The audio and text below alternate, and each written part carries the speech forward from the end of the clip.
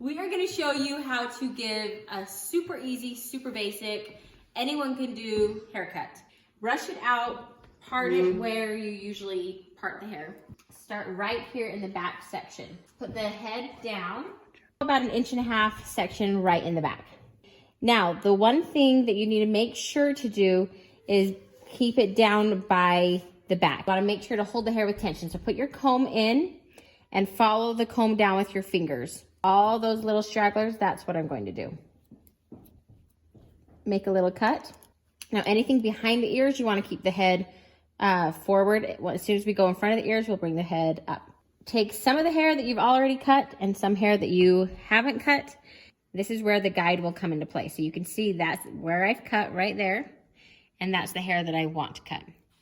So I match that. The other thing is you've got to make sure that your fingers are completely parallel to the ground. So just keep going around the head. Take some hair that you've cut and hair that you haven't. Try to keep these partings as clean as possible and cut right along your fingers. Since we're now in front of the ear, put the head up. Comb some of the hair that you've already cut to use as your guide. And then just go around and do the exact same thing on this other side.